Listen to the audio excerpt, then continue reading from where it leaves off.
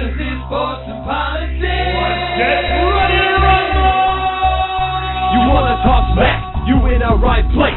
So take a step back before I get all up in your Remember, because I don't remember. I remember every bit of this. The other dude's holding on the phone line. Your voice will be heard, sir. Next caller, please. Jerry's gonna get him. Fantasy, sports, and politics. Fantasy, sports, and politics. Fantasy, sports, and politics. Fantasy, sports, and politics. Listeners are asking questions about this week's games, not Jerry's personal beef. So what's your thought?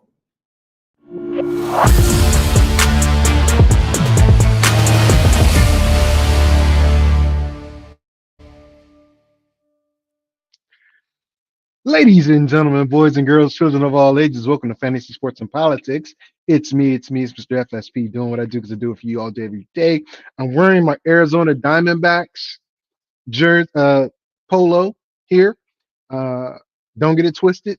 I'm still a Nationals fan, but living in Arizona, I've adopted the Cardinals. I've adopted the Diamondbacks. I've adopted, well, it would have been the Phoenix Coyotes, but they're in Utah now. I've adopted the Mercury. I'm all in, except when it comes to the Wizards, the Commanders, the Nationals, the Mystics, DC United, basically anything DC. I'm all in. But with that being said, this show is going to cover the NFC West. There are several topics that I want to talk about. Now, let's be clear. The NFL has a lot going on. They're doing the welcome back weekend for the NFL Network, which I think is a very good set of programming, something ESPN cannot do because ESPN covers all sorts of sports. They have different channels that they can dedicate to it, but the NFL Network has access to every team all day, all weekend. Why not? So, with that being said, the coverage is a little better to me. If you caught yesterday's show, you understand I have an issue with the NFL media merger with ESPN. And I gave you some reasons why. For those that were not here, I'm going to share those again at the end of the program. But you're here to talk about the NFC West, my thoughts on it. I'd love to get your thoughts on it. So please feel free, jump in on the comments. If you want to come on air, put your email address in a private message. I'll go ahead. I'll send you the invite. You can come on board. We'll see what happens. Understand that just like my commentary has a consequence, your commentary has a consequence. Be ready to debate if we disagree. I'll be very respectful as long as you're respectful. I'm not going to jump down your throat or anything like that, unless that's the way you approach me. Just putting it out there. So with that being said, let's begin. I'm going to play some music here, right? Y'all know how to do this. I think I'll do a little calming, zen-like. Maybe. I don't know. But let's get into this NFC West breakdown. Seeing as though I am in Arizona, I truly want to begin with Arizona. I'll be honest. At first glance, I was really unimpressed. However, let's think about this. They added in every area except the one I thought they should have gone heavy on, or at least went with their first round pick. The deal for me is considering Campbell, which is Calais, who returns to the Valley. You know, if you don't remember, Calais Campbell was here when he first came to the NFL. Can anchor that defensive line and those young cats. And opposite of him is Sweat, who I like. Right? Does health depth in Arizona work in its favor at the edge position? Right? Fresh legs coming in rushing the quarterback. We'll talk about it. Are there any early camp injuries on the radar that may not be good or may be good for the Cardinals, because we get to see who is able to do what? So right now, rookie defensive end Walter Nolan III missed the start of camp with a calf injury. He's a rookie. Right? Defensive tackle Bilal Nichols, outside linebacker BJ Ojulari, limited early. I believe this is day 3 of camp. I don't know if the Cardinals have done enough to be a force in the NFC West this year. Look, giving Trey McBride the money that he got, awesome. Deserving of it. Can we get the ball to Marvin Harrison Jr. more? Should. Is Connor still the workhorse, or is someone else, one of these younger guys, going to step in and take over? I don't think so. Offensive line, is it as strong as it needs to be? And for me, the biggest problem I have is the Cardinals didn't acquire a decent enough wide receiver to go opposite Marvin Harrison Jr. They acquired a receiver, but I honestly don't think he's good enough, because Kyler's going to get the ball to McBride regardless. It seems as though, and I've gone to those games, a lot of them last year, watched them live. I specifically focused in on Marvin Harrison Jr. and saw how he was one-on-one in several situations. And in the NFL, he's open. All Kyler had to do is put the ball in a place where he can make a play. But the play itself went to the other receivers, went in the opposite direction. He threw more to the Z than the X. He threw more to the Y, which is the tight end, McBride, than he did to the X.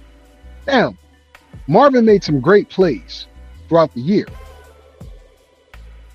He showed up when given the opportunities. When he wasn't given the opportunities, it was apparent that he wasn't working as hard. I'm keeping it real.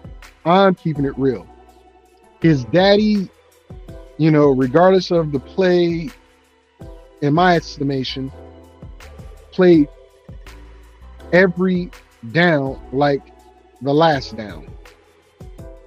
Whether he was getting the ball or not, whether it was run play or not, same thing. Peyton Manning had a lot to do with that. So what am I saying? I'm a Kyler Murray fan. In fact, I got this rep right here. Hopefully you guys can see it because it's white and I don't know. Yeah, you guys can see it. I got this Kyler Murray rep, number 1 overall pick. And the thing about it is, if he can't control that team in the same manner that Peyton Manning controlled the Colts, the Cardinals are going to have problems. They're going to have problems. I love Kyler. I absolutely love Kyler.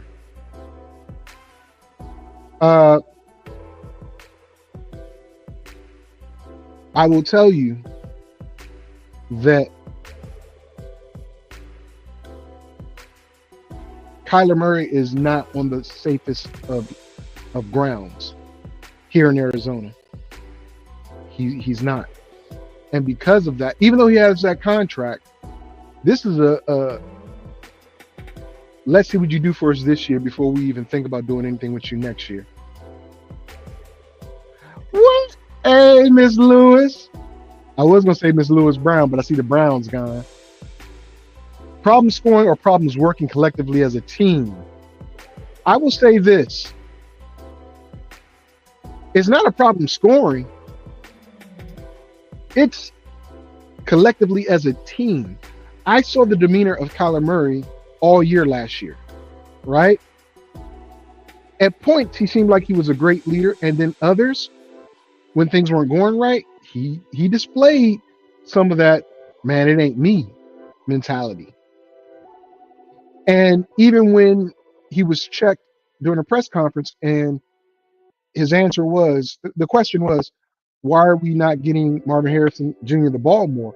And the answer was, the plays aren't for him. Now, I understand that. You're doing what the coach tells you. But when you know you have a stud like that, I'm going to probably try to get him the ball, especially if I can see he's in one-on-one coverage. Or Kyler's not reading that it's one-on-one coverage. I get it. He's 5'10", short quarterback. I got it. So he's going to, acquiesce to the play. But he's also a person that is a playmaker.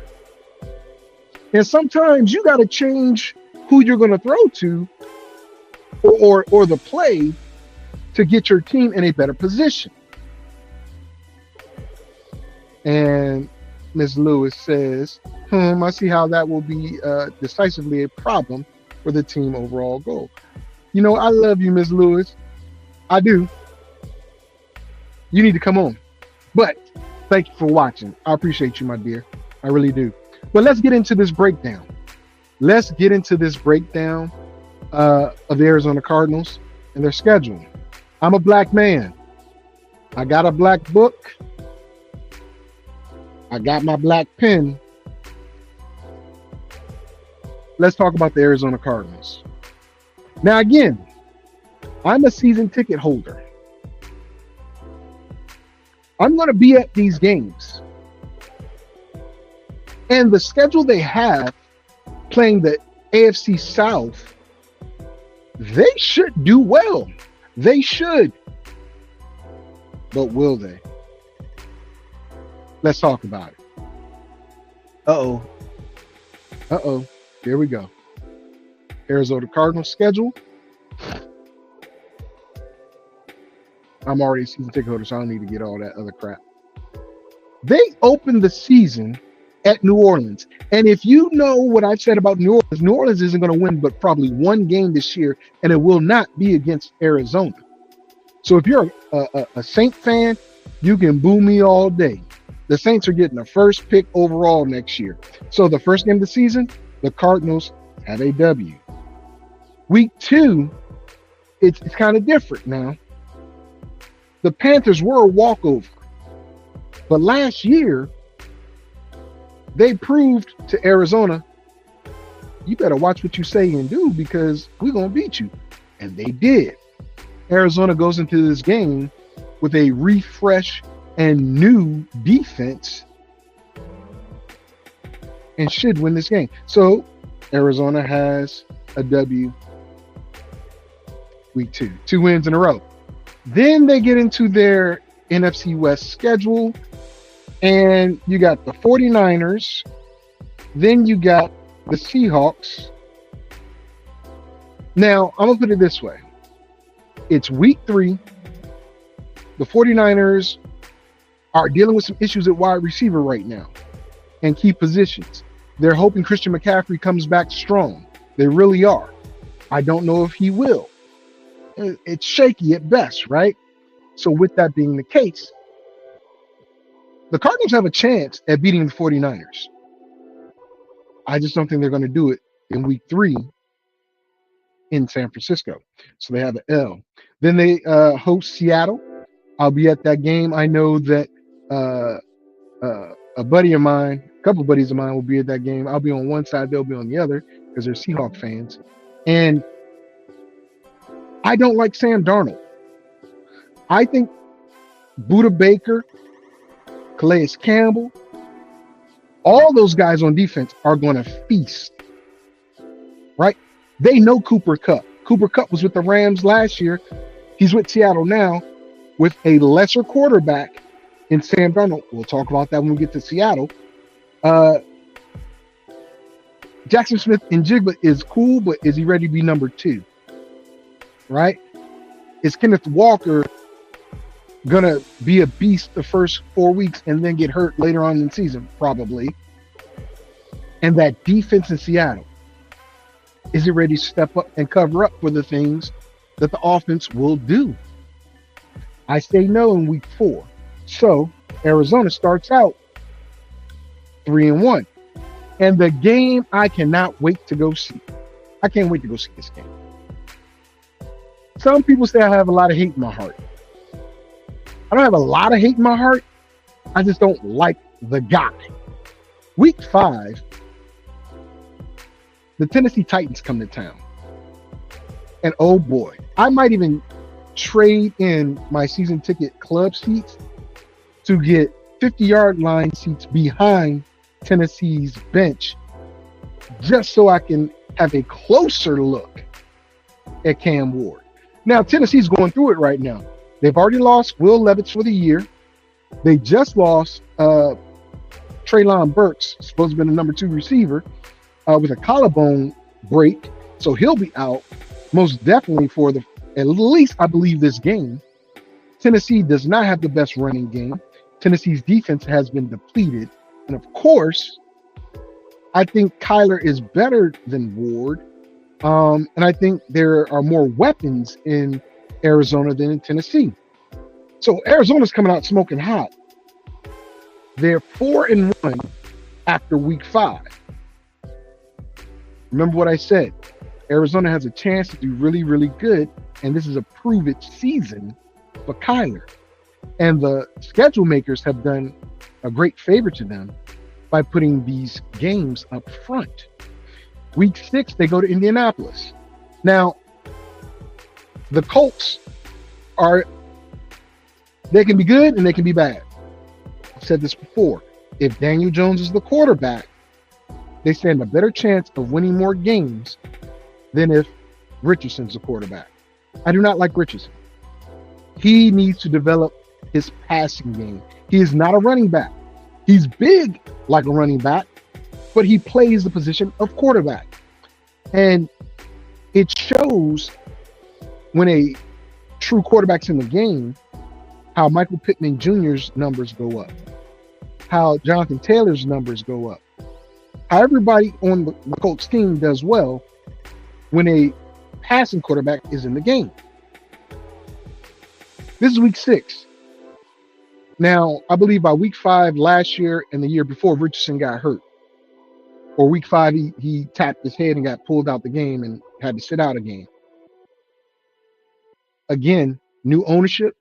Irsay passed away. His daughters have stepped in. One is the head of the group right now. And this is hey, Richardson, you got to prove it. And because of that, I don't think they're going to let Danny Dimes, which is Daniel Jones, be the quarterback just yet. And if that's the case, I got the Cardinals winning that game. Cardinals on fire. But then Green Bay comes to town.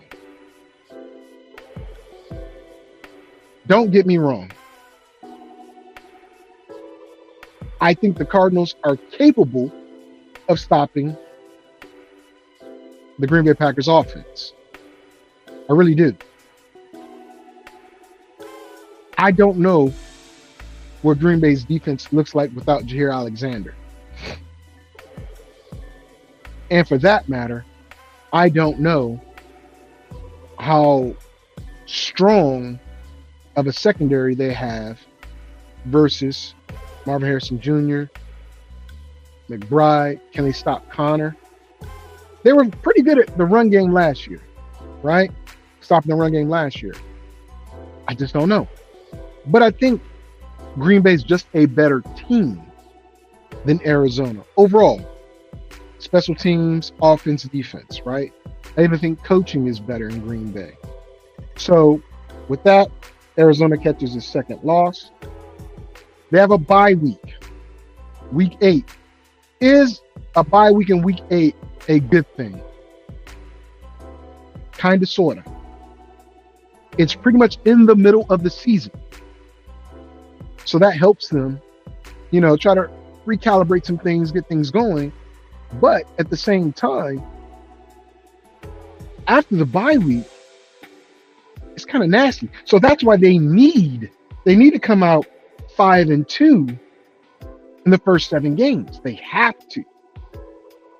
Because like Bubba Sparks said, it's getting ugly in here. Because when they come back from their bye, week 9, they go to Dallas. Now, you all know I hate the Cowboys with a passion. But a healthy Dak Prescott with Pickens and Lamb and Ferguson, and don't forget about Javonte Williams. As long as the offensive line is good and they run the rock, which I believe Schottenheimer will, they're a dangerous team. The question is, can their defense step up, right? And Michael Parsons is going to go hunting. He's going to go hunting. But can Trayvon Diggs and the rest of that secondary do their job? I think the Cowboys will. So the Cardinals take another L. Now, week 10, they go to Seattle. By week 10, I believe Sam Darnold and Cooper Kupp are on a better playing level with each other.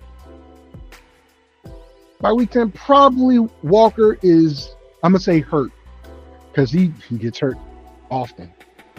And if that's the case, I don't believe Zach Charbonnet is going to be a lower level player. He's going to be playing all season. They're going to split the carries between the two. Zach Charbonnet actually played better last year than Walker when Walker was healthy. So Walker, he might be fighting for a job next year. He can't stay healthy. Charbonnet's proven he can do it, but we'll see. But I think Seattle gets the W. So that's 3 straight losses for the Cardinals, right? Look, 49ers come to town week 11. These games are always tight, whether it's in San Fran or here. I think by week 11, San Fran's team has been beat up yet again. Injuries. And because of that, they're on the road here. It becomes a problem. Now, will it be, Christian McCaffrey that's hurt? Will it be Ayuk? Will it be the young kid that's stepping in well, anyway, we'll talk about that. We'll talk about the 49ers when we get to the 49ers. But because of that, I think Arizona sneaks out the W here. They win it by a field goal. So they're back on track. Noticeably, they haven't played the Rams yet. It's week 11. They got to play the Rams twice. Notice that. Week 12, Jacksonville comes to town. I'll definitely be at this game too, because I want to see Travis Hunter. I'm a big Travis Hunter fan. I think Jacksonville's success not only depends on Sunshine, which is Trevor Lawrence, but also depends on that run game. Travis Etienne and Tank. Rumor is that Tank has started to take over that starting job. Don't know if he will. But that defense needs to step up. And if you have Travis playing both sides, that's cool. But who else is, a big compliment? You got Jonathan Allen or Josh Allen on the line. but where's your linebacker depth? I think it's going to be tough for Jacksonville this year, and I'm giving Arizona the W. Now, look, up until I think the last couple games last year, Arizona was in the hunt for the Western Conference, Western NFC West Division title. They were. So this isn't, anything new. It's just, what did they do to build upon it? Well, week 13, they run into the Tampa Bay Buccaneers. The Buccaneers, by week 13, already has Tristan Wirth back, already kicking on all cylinders. And it's in Tampa. The end of November says to me, it's not cold, but the weather down there is not good. Rain, wind, everything. And they're going to have to depend on their run game heavily in that game. By week 13, is James Conner healthy or not? I don't know. I got to give Tampa the win in week 13. So that's an L to Arizona. Week 14, I spoke them up. Now, here's the thing. The Rams won the division last year, right? They have a young, ferocious defense. Ferocious. Matt Stafford is older. Got it, but that arm is still alive. Puka Nacua is still there. Kyrie Williams is still there. Blake Corum, second year, getting more touches. They let Cooper Kupp go, but they brought in Devontae Adams. It's not that big of a drop-off at all, in my opinion. The defense plus the offense, they're just a better team than Arizona. I'm just going to be honest. They're just a better team than Arizona. And because of that, I give the Rams the W, Arizona the L. Week 15, they go to to Houston. Now, by week 15, well, I'll talk about that in a second. In week 15, Houston is trying to figure out what they're going to do. Right now, they're still dealing with injuries, right? Tank Dell should be back by week 15. He should be. But we just learned yesterday that there's an issue with Joe Mixon. Luckily for Houston, they got Nick Chubb. But is it Nick Chubb of old, or is it a lesser Nick Chubb? Because it's a lesser offensive line. You have a lot of rookies on that offensive line, but the defense is pretty daggone good, right? So to me, it comes down to, can Arizona stop the run game of Houston and contain Nico Collins and a returning Tank Dell? Because if they can do that, they can win this game, honestly. So with that being said, it's at Houston.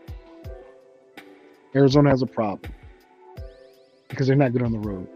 They get another L. 3 straight L's. 3 straight L's, right? Atlanta, the Dirty Birds, week 16. If you followed me and you've watched these programs, you know I love the Atlanta Falcons this year. Absolutely love them. And I'm going to be at that game.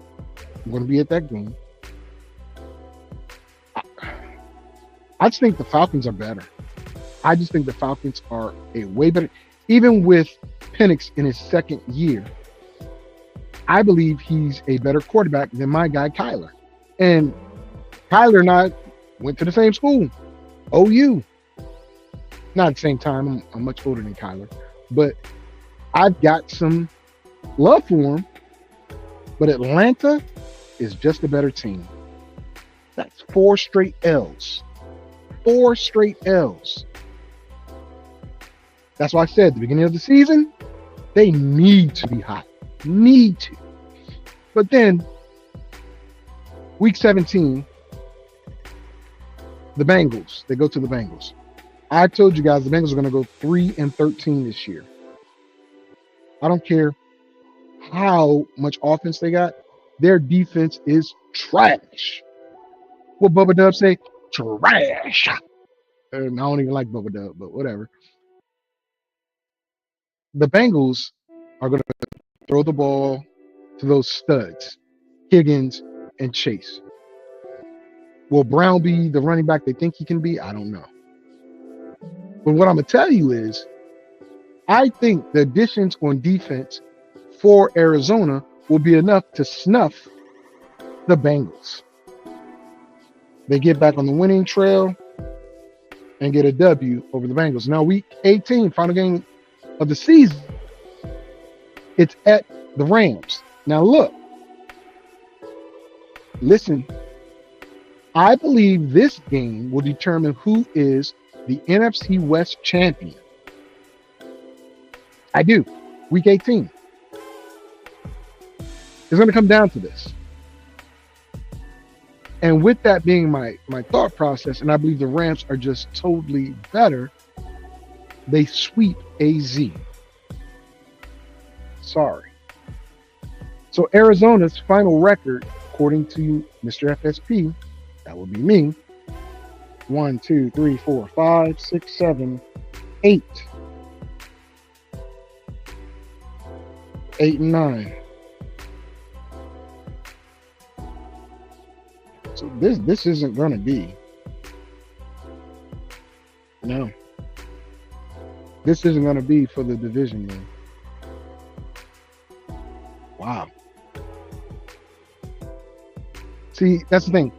I didn't pre-rank this stuff. I actually thought I gave Arizona more games than that. Let me recount. 1, 2, 3, 4, 5. I only have Arizona winning 3 games after the bye week. Wow. Wow. Well, them's bees the breaks, guys. I got to go with what I put. 8 and 9. All right, Miss Marthetta Lewis, she says she's an ATL with her Falcons. That's what I'm talking about. That's what I'm talking about. That's what I'm talking about. Oh, I know ATL is going to take that W. I already know they are. I know they are. So, 8 and 9 is what I gave the Cardinals. Wow. That's brutal. I thought I was giving them a better record than that. I guess not. I guess not. I'm absolutely shocked that I did that, because wow. All right. What's done is done.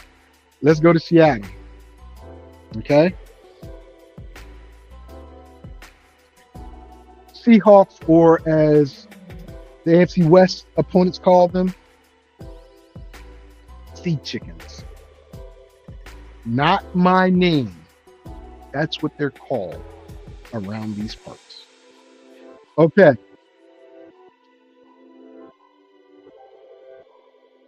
I don't like Sam Darnold. I did last year. And the reason why I liked him last year was because Sam Darnold had a quarterback's coach whispering in his ear who happened to be the head coach. And it was a system he knows. And he proved how well he knew it. And I keep bringing back to this thought process that last year, Justin Jefferson, who is arguably the best receiver in football, people are saying it's going to be Chase, whatever. He went 7 weeks without a touchdown. Some weeks he only had like 3 receptions. And they still won. Coming from behind in some games with Sam Darnold. The thing is, Sam Darnold does not provide that that same leadership in Seattle that he had in Minnesota.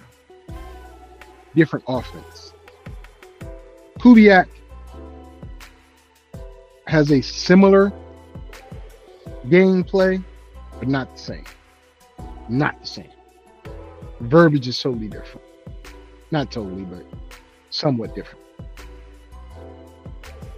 Cooper Kupp, Justin Jefferson, I think that's pretty even when Kupp is healthy.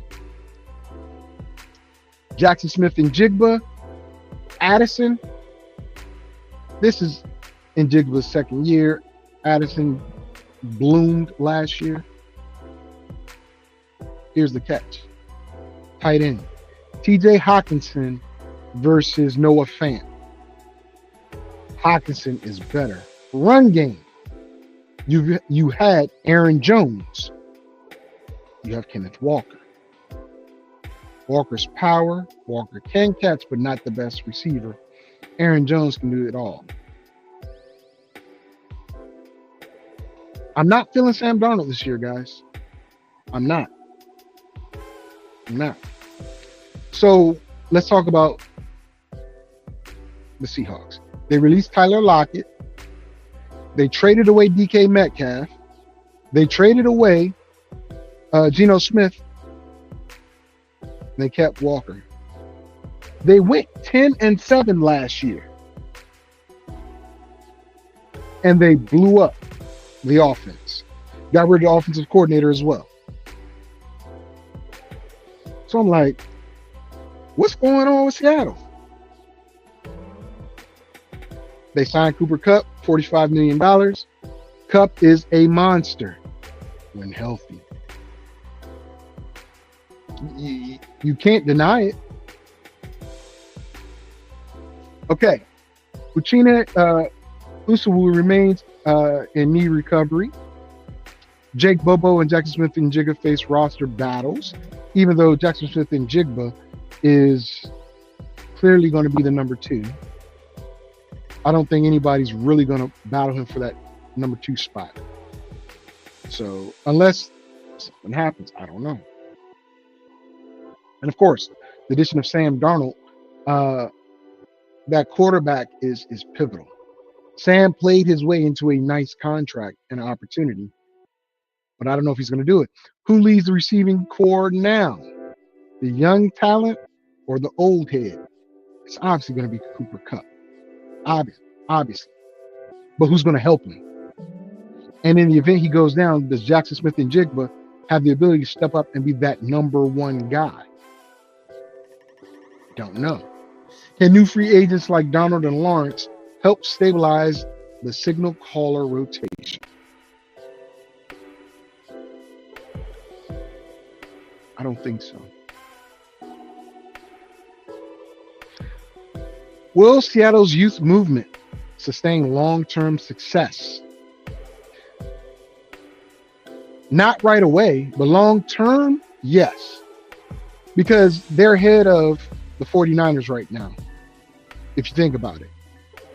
49ers have a good team. It's an older, grizzled, veteran team that's about to need to be blown up in a year or two. Seattle blew it up last year, or this year. They did. They got rid of their quarterback. They got rid of their 2 starting wide receivers. You don't do that if you're going in the direction you want to go. They were 10-7, which is a good direction. Inconsistent, but good direction. Can Seattle reinvent its identity using its youth movement? Can Seattle reinvent its youth movement? Why can I read my own prompts today? I wrote it. Why can I read it?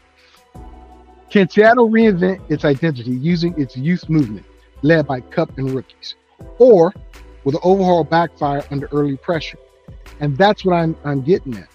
I think when they're going to overhaul all of this, they're not going to come out strong. They're not going to be that team that you want them to be. all of you Seahawk fans, you know, you're in a wait and see. This year, don't expect too much. Don't. I mean, the defense is getting there. Defense is young. It's moving. It's doing what it needs to do. But completely overhauling the offense, I'm not with. Getting rid of Geno to bring in a newer face, fresher face, yes, but Sam Darnold's not that guy. I honestly believe that Geno's better than Darnold. Darnold just had a better year. Putting it out there, okay? With that being said, let's talk about it. Let's talk about it. 8-9, you may be surprised. Let us stand by to stand by. I love you, Miss Lewis Brown. Well, Miss Lewis. I'm standing by to stand by on that one. I really am. Because I was surprised that I gave Arizona 8-9. But I will not be surprised if I give Seattle 8-9. But we're about to get to the schedule. Let's roll. Week 1. Again, because they blew the team up, I think week 1's going to be a learning curve. And it's not a good learning curve to go against San Francisco, who's older, but week 1, they're fresh. Honestly, it's a division game. Seattle takes the L week 1. Week 2, it doesn't get any better. I'm a believer in Pittsburgh. If you caught, the first breakdown I did of the year, I have Pittsburgh going 15-2 or 14-3, one or the other. I believe in Aaron Rodgers and that 3-headed tight end monster set, along with DK and that crazy defense. Crazy defense. They're not going to the Super Bowl, but Seattle stands. If Sam Darnold was seeing ghosts before when he was with the Jets, and the last 2 games he played with Minnesota last year, just god awful. Wait till he sees what's coming down the pike in Pittsburgh. They're going to Pittsburgh. It's going to be a massacre. Pittsburgh wins that game easy. Seattle starts off 0-2. Already told you guys, New Orleans is garbage. Garbage. Alvin Kamara, like him. Rashid Shaheed, like him. Swiss Army Knife, like him. Chris Olave, like him. Who the hell is going to be their quarterback? Desmond Ridder, former Sooner, former South Carolina Gamecock? No. Turnover waiting to happen. The 27-year-old Shaw from Louisville, who was an average college quarterback. You cannot be average in the NFL. You cannot come into the NFL and be average in college and be good in the NFL. New Orleans is going to be terrible, guys. Terrible. So, Seattle gets their first win. Already said they're going to lose to Arizona in week 4. Week 5. This is the key about week 5. So, Tampa Bay, weeks 1 through 4, they're going to be without their best lineman, Tristan Wirth. And that's going to be a problem for the first 4 weeks.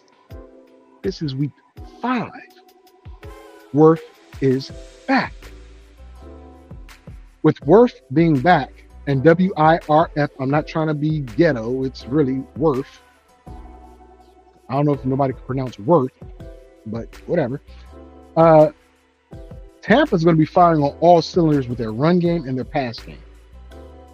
Believe me, they went out and picked up a lineman from San Francisco to sit in the place of Wirth until he comes back. I don't think he's going to do that great of a job.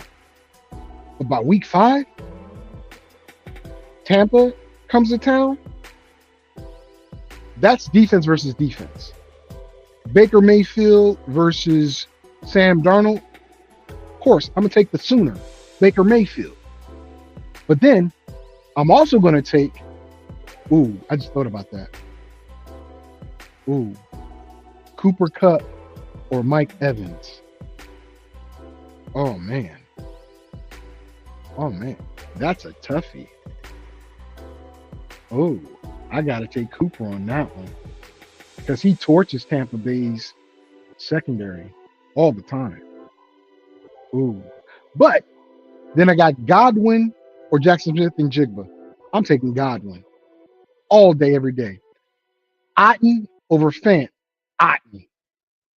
Am I going to take Bucky Irvin over Walker? Early on, yeah, maybe.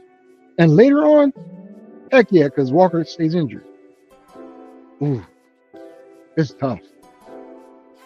I'm going to go Tampa. So Seattle takes another L. Not looking good. They're 1-4 going into week 6. Week 6, they go to Jacksonville. Now, I'm going to tell you, if you're from Florida or you're in that area, October is starting to cool down a bit, but it's still a little humid.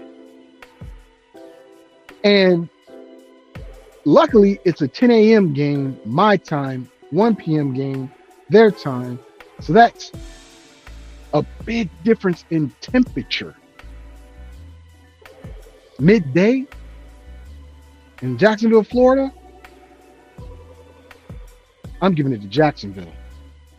It's another L for Seattle. Week 7, Monday night versus the Texans. I think the Texans are going to struggle a little bit this year, but I think they're better than Seattle and Seattle's offense.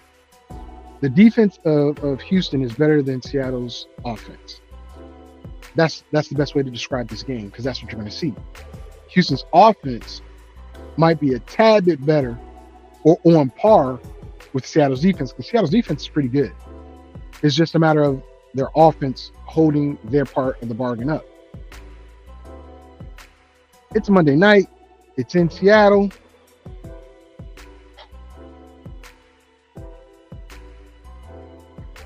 You know what? I'm going to give it to Seattle. I know Darryl Stingley Jr. is a very, very good cornerback, but I don't think he's good enough to cover Cooper Kupp all game. So I'm going to give it to Seattle. Week 8, they have a bye week. Again, in the middle of the season, not a bad thing. But think about this, guys. They've only won 2 of the 7 games to begin the season. And those aren't even the harder games. Think about that. Now they're coming week 9 to Washington. You think I'm going to let Seattle beat Washington in Washington? Think again. Think again. My Commanders are going to whomp them, stomp them, pick them while they down. I hope. So that's another L. They've only had 2 division games so far, and we're going into week 10 where they face the Cardinals. Right? Second time facing the Cardinals. And again, it's in Seattle. I said they're going to split with Arizona so they win this game. They desperately need to win that game too. But week 11, they're going against the Rams. And the Rams are no joke this year. So, of course, they're taking an L. At Tennessee. I'm not going to say it too much more, but Tennessee has a lot of work ahead of itself. A lot. A lot. W for the Seahawks. Minnesota. Now, Sam is hosting the Vikings, right? Who he just left, who was doing so well. The key here is J.J. McCarthy. By week 13, if J.J. McCarthy has made a good rapport with Addison, Hockenson, Justin Jefferson, along with Aaron Jones, that defense is already there. It's going to be tough to beat them, even though it's on the road and it's for Minnesota and it's in Seattle. I think they know what it takes to spook him. I mean, they do. So I'm gonna give the win to Minnesota, which means Seattle takes another L. Look, welcome to Atlanta where the players play and we ride on them things like every day. Big beats hit streets and gangsters rolling and parties don't stop till 8 in the morning. Week 14, that's what's gonna be blaring when Sam Darnold and company come. And Atlanta went out and got some hunters. Some hunters. They coming for Sam. That's another L. ATL rise up. Week 15, they get a little reprieve because I'm telling you, the Colts are going to be garbage too. They're probably getting the second overall pick. So with that being said, the Colts are going out to Seattle, and Seattle has a better set of tools. Again, depending on who's the quarterback at this time. Daniel Jones gives them a better chance of winning. I don't think they will, but if it's Richardson, that read option's there, but that's it. That's it. And you got to remember, in college, the read option is pretty daggone good because not everybody's as fast as the other. But in the NFL, you got linemen. Matter of fact, this year, offensive linemen ran sub fives. Defensive linemen ran sub fives in the 40. Think about that. A lineman running a sub 5 can get after a big lumbering quarterback if Rich is in the game. And Rich is a big boy. So when that 300 pounds hit that 240, 250 pounds, it ain't even going to bother that big boy. I got to give the W to Seattle. Week 16, they play the Rams. The Rams sweep them. It's not the L. Week 17, I do believe that Carolina will be better this year. Just not that much better. I think I gave them 5 and 12.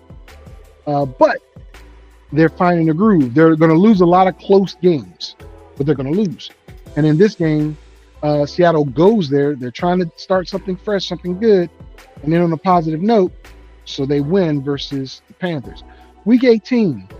Now, by week 18, as I said, I believe the 49ers are going to be banged up. Banged up. And it's not really going to matter to them week 18 because they're not in the playoff hunt. That's right. I said San Francisco's not going to be in the playoff hunt. So I'm going to give this win to Seattle on the strength that the backups of the 49ers are not as good as the players in Seattle. With that being said, Seattle, I have you finishing 1, 2, 3, 4, 5, 6, 7. 7 and 10, which is the opposite of what you finished last year. But think of it this way.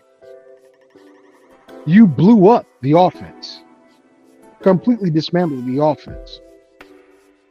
And to get 7 wins with a brand new offensive coordinator, a brand new quarterback, a brand new set of receivers, starting receivers, because Jackson Smith is not brand new, but starting receivers, and an okay offensive line.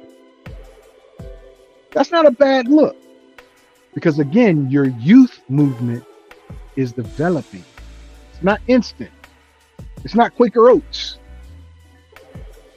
So that's what I got for Seattle. I'd love to hear what you guys think about that. As far as me giving Seattle the ranking I gave them of 7 and 10.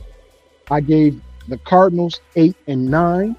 And by the way, that 8-9 record, and I hate to say it, and I should have said it earlier, but I got caught up in Miss Lewis's comments.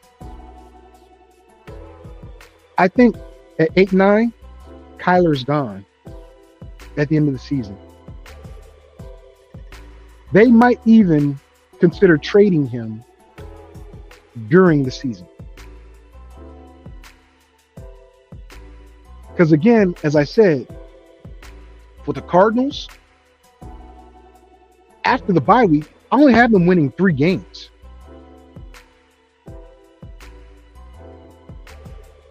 get something for him before the trade deadline.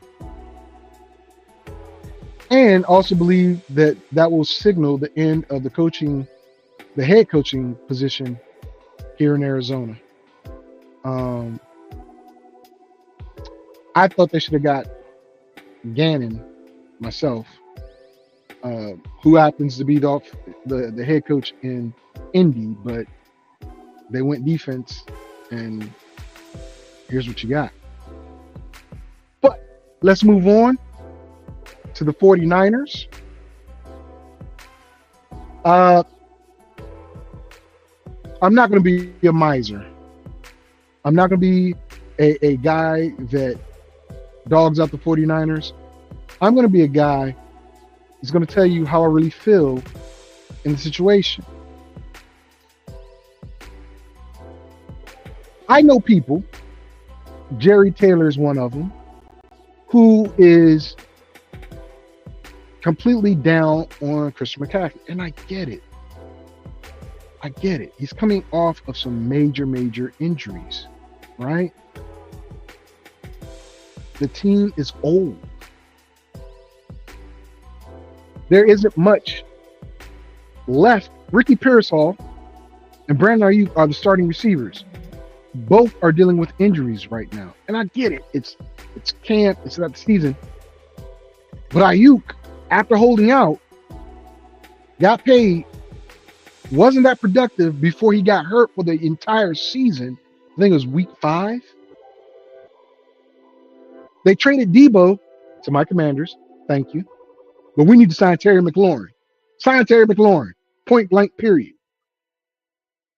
George Kittle's there. The offensive line is older. You got to start looking for Trent Williams' replacement. No joke. You got to. You're paying Brock Purdy. You drafted a guy that can come up behind Christian, but is he going to be healthy? Garindo, speed, not that much power, but he couldn't even last like 3 games last year. The defense, older. They lost a lot of their secondary, so that's where I would attack the 49ers myself. Because Greenlaw's gone. That leaves Fred Warner there. Fred is great, but Greenlaw and Warner solidifies that linebacker core. Bosa is there, good, fine. Don't like his political views, but the kid can play. The defensive line is not that good. Pass rush is, but interior, not that good. Ufunga gone, which was a strong safety. Shouldn't have let that kid go. But I get it. Money. Money is a big deal in San Francisco. They were built to go to the Super Bowl within a window. They made it to the Super Bowl and didn't complete the job. Then they made it twice and just couldn't complete the job. And now it's time to start that rebuilding process. Maybe this year, next year. They're chipping away at it, honestly, by letting a lot of those players go and trading Debo. But we'll see. So Debo Samuel was traded to the Washington Commanders in March for a 5th-round pick, which the team used to draft Jordan James. Is Jordan James the heir apparent to Christian McCaffrey, or is Garindo the heir apparent to Christian McCaffrey? Christian McCaffrey has, I believe, maybe 2 or 3 years. 2 years. This year being part of that. Before it's time to say, okay, hey, look, bro, we love you, but you got to go. You're too injury prone. Right? Brandon Ayuk is still sidelined after March surgery. So is he going to be ready, fully functioning by the beginning of the season? Ricky Pearsall, same deal. Ayuk remains on PUP. Bernardo Green, a cornerback, dealing with a hamstring soreness. And again, this is camp, man. The first preseason game happens in 4 days. 4 days. The Hall of Fame game, Thursday night. Or is it Wednesday night? No, today's Sunday. Yeah, so Thursday night. Oh no, that's Wednesday. I can't count. But how will new receiving targets emerge without Brandon Ayuk or Samuel? Ricky Pearsall is somebody they're really, really banking on. Juwan Jennings, he showed that he could play. Excuse me, not Juwan Jennings, that's the tight end. Juwan Jefferson, I believe it is. I can't remember his name right now. He showed he could be a viable target. But think about that. Pearsall, him, and Ayuk. You ain't really afraid of Ayuk. He doesn't give you much of a threat. Pearsall has to be that guy. Second year, coming in from Florida. What was it Jackson? I can't remember dude's name. But he was a nice pickup on waivers last year. Initials are JJ. I know that. But can he be that PPR guy to just get you a lot of catches? You know, which he can because he's a big target. And George Kittle's going to probably blow up this year because there's not much there. Can the run game carry the offensive load? It's going to have to. It's going to have to. It's going to have to. That run game of San Fran is going to have to be the thing that helps Brock Purdy get to those meager targets. Meager. I get it. Debo didn't have the best ratio catching the ball, but Debo was a Swiss Army knife that was a threat no matter how you got the ball in his hands. No matter how you got the ball in his hands. Right? That made things free and available for Ayuk, for Kittle. Jersey Act, who they let go and brought back. So he's a weapon in the passing game too. And definitely in the run game, he's a lead blocker. And he can play the H-back position. So the keys for me is going to be CMC, Garindo, and James. Those three are going to have to be, and trust me, Shanahan's going to use them up like toilet paper. So it's going to have to be. Does the younger core maintain the team first culture Shanahan expects? If they don't, San Fran's going to be a lot worse than what I'm going to predict them to be. Think about that. If it becomes a me team with the drastically lower talent level across the board, not just on offense, but that secondary and that middle, that defensive line, San Fran is in trouble. And the Super Bowl is supposed to be held in Levi Stadium this year. San Fran's not going to be in their own Super Bowl. I haven't even gone over their schedule. But based upon my analysis of the team, they're not going to be that good. Love me, hate me, say what you're going to say, but I don't think San Fran's going to be that good. Let's go to the schedule. All right. And my son, my oldest son, is a 49ers fan. So I'm giving him the tickets to the 49ers Cardinals game so he can watch this team get their butts kicked in person. They might not, but I think they are. That's just me. All right, week 1. Bright spot. They got Seattle before Seattle can really gel. Right? This is a division game. San Fran gets the W. So everybody's fresh. Week 2, they play New Orleans. Do I need to say anything? Dub. Week 3, Arizona. And if I'm not mistaken, week 3, I have San Fran winning that game. So they start off 3-0. But we start to see a couple chinks in the armor. A couple chinks. Jacksonville comes to town. This is where you start to see a high-powered offense that will throw the ball versus that terrible secondary. And you're going to see how this offense of San Francisco has to rely on the run. I believe Travis Hunter can lock down Brandon Ayuk. That's just me. But Jennings and Parasol, they're going to have to step up against the rest of Jacksonville's secondary. And they're going to have to stop CMC. I think Jacksonville does. San Francisco, and it doesn't get any better. Week 5, they go to the Rams. Rams overall better, man. But they got 3 divisional games out the way. First 6 games or 5 games. But it's an L. Week 6, Tristan Wirth is back. They do not have the firepower to deal with the octane that Tampa's going to bring. And because of that, they get another L at Tampa. Y'all know how I feel about Atlanta. Y'all know how I feel about Atlanta. Week 7, another L. That's 4 straight L's. They're going basically a month without a win.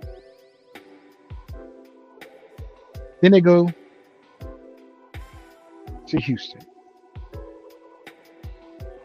And like I said, Houston will be going through it, up and down, up and down. This is going to be a down for Houston.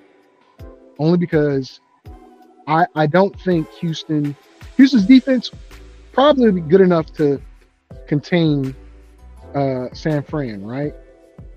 But that offense, I'm scratching my head a little bit. Nico's not back. I mean, Nico is back. He's the only receiver they got, really, because Tank isn't back. Meacham got to show me something.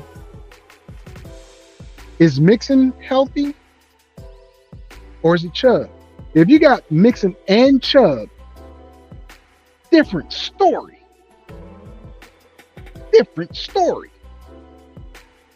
But I'm going to give the W to San Fran. Giants are going to suck. I love the defense. The offense worries me. I like Scatterbo. I really like Scatterbo. But I don't know. I already told you the Giants are going to be firing Dayball by week 11, 12. And then the GM will be next. So that's a W. Week 10, the Rams. This doesn't happen often. This does not happen often in any division where a team can sweep most of the games that they play in their division. In this case, the Rams are going to sweep San Fran. So that's another L for the 49ers. Now, week 11, San Fran comes to Arizona. And as I said, by this time, Arizona is on a heater. And they lose to Arizona. Not to fret, week 12 and 13, I'm not going to call them cupcakes. But week 12 is Carolina. Not a cupcake. But Carolina has to come across country to San Francisco. And that's where I think it's going to be the problem. If it's the other way around, I'd give it to the Panthers in a close one. But I think the Panthers coming to Levi Stadium, I got to give it to the 49ers. Week 13, I already told you this is going to be the issue. I don't think Joe Flacco is finishing week 4. I think the Ravens are going to utterly destroy Joe Flacco in week 4. And this is going to be either Dylan Gabriel, Kenny Pickett, or Shedeur Sanders, provided one of those 3 aren't traded out somewhere. Whoever it is, it doesn't matter, because I think the 49ers are just better. And their defense will be able to do whatever to Cleveland's offense. Not a believer in Cleveland's offense. Not whatsoever. I like a few players, but I'm not a believer. I'm not a believer. W. And oh yes, week 14, this is what they needed. A bye. For you, the fantasy player, week 14 is detrimental. If you pick up CMC, George Kittle, Ayuk, Pearsall, or Purdy. Because that's the beginning of your playoffs. Unless you have a bye week in week 14.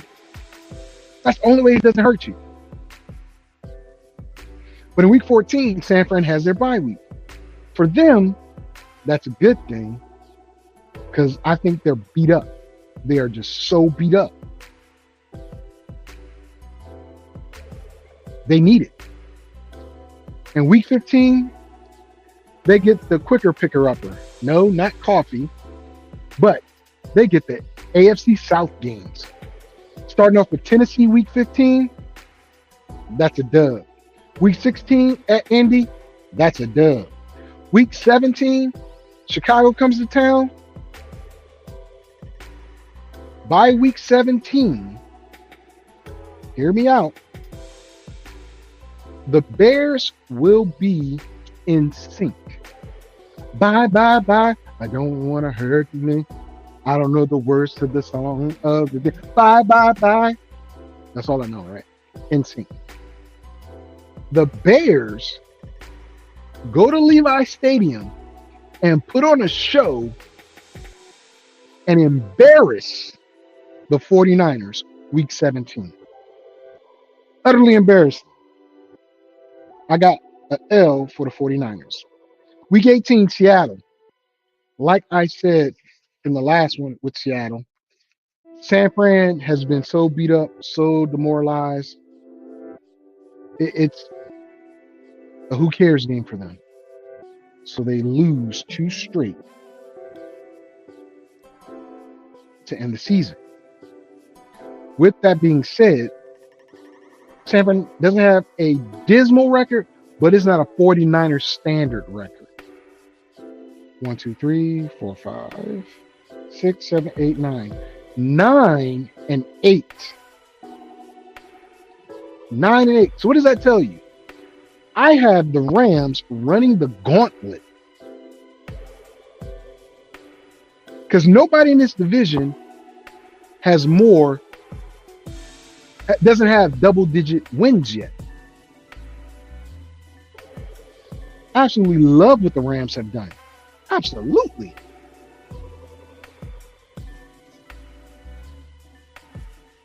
'49ers 9 and 8. Shanahan's on the hot seat, but he's really not. Right? They're rebuilding.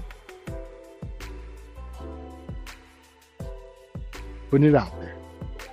9 and 8. Come at me if you want to. Say what you're going to say. Do what you're going to do. But I really think the 49ers are going to be 9 and 8, which isn't good. Arizona 8 and 9. Seattle 7 and 10. That leaves the Rams. And believe it or not, the NFC West is not the worst team or the worst division in football. I leave that for the AFC South. All right. Let's move on to the Rams. How do I feel about the Rams? Let me tell you. Stafford has a little soreness. He's 40. Right? No major real issues. Right?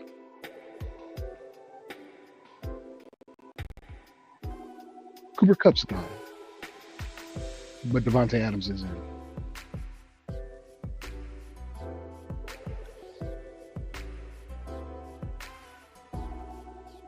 That defense, young and hungry.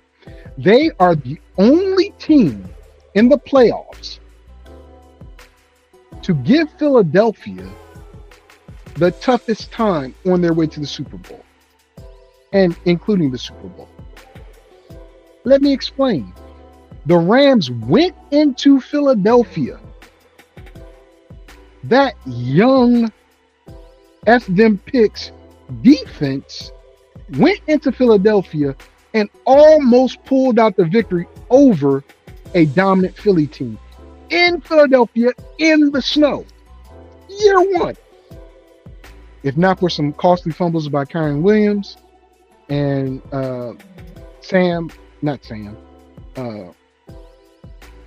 Stafford, not seeing Cooper Kupp on that fourth down play, the Rams could have changed everything. Everything.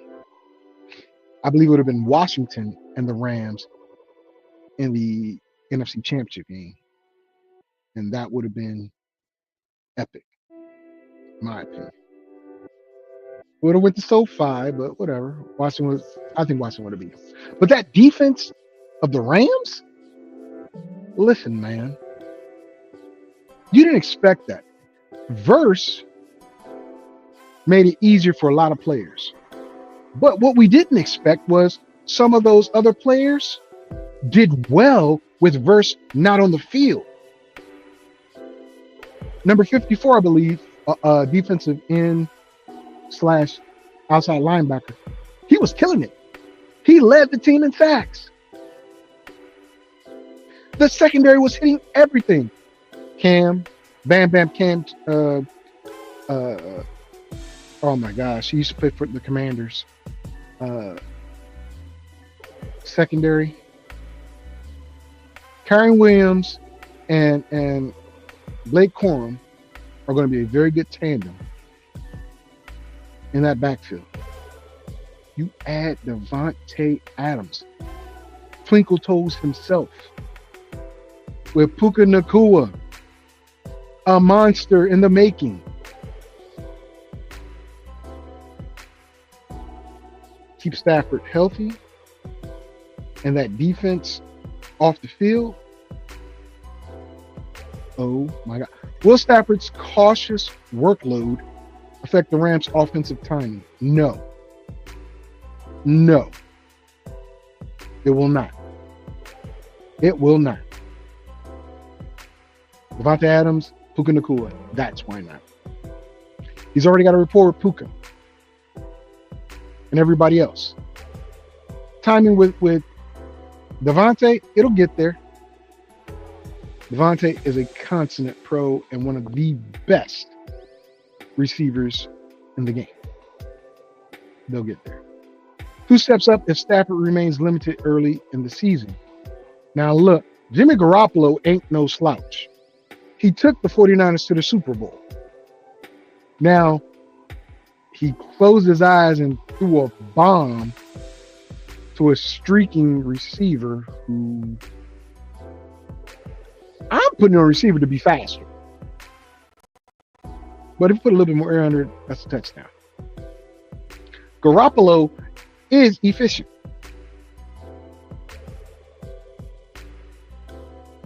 And all you need is efficiency with that offense and defense.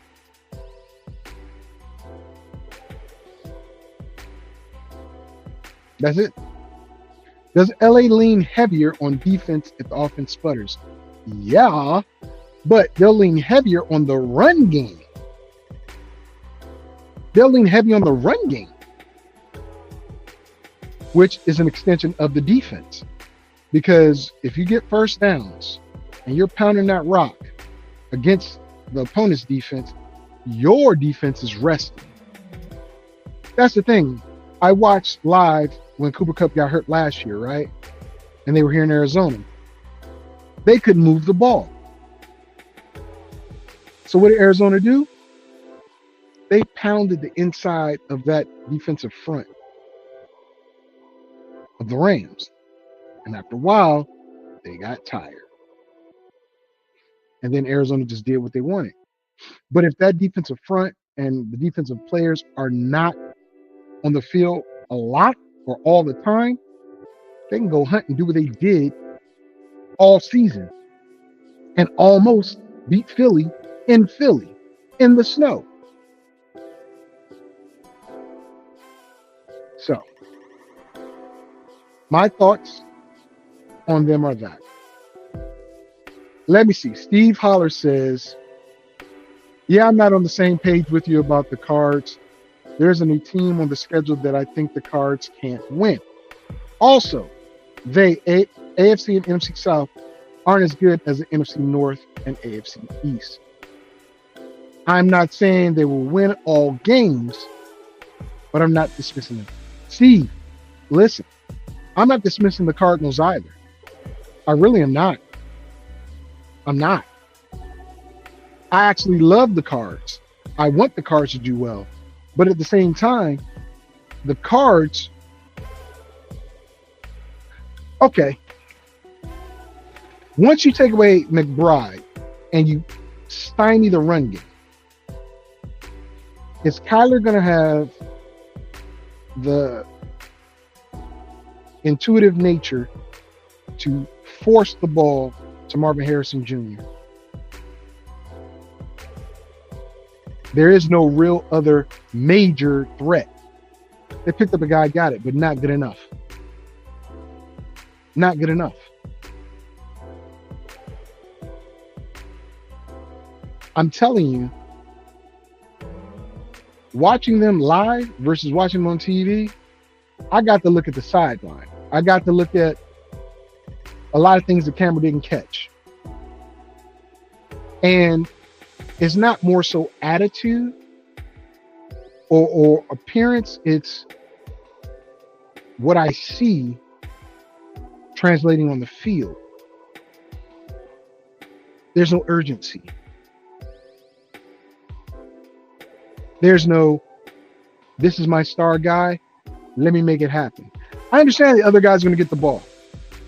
I do. I understand he's 5'10".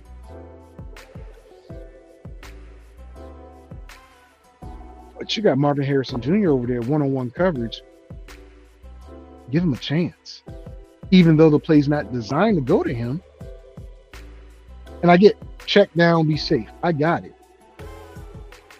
But when it's 3rd and 8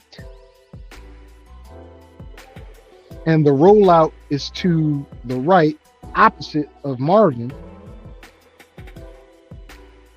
and you throw a 3-yard pass hoping the receiver is going to get a 5-yard pickup after that catch, and you got Marvin coming across the middle because the middle has been vacated, I'm probably going to stop, knowing I got my check down, and I'm going to zip it over there to him and give him a shot to pick up that first down. I didn't see that a lot. I think the offense is much better and more creative this year. Marv will be much better along with Wilson. Kyler is also going to be a bigger threat running. Listen, Kyler was a big threat running last year. Trust me.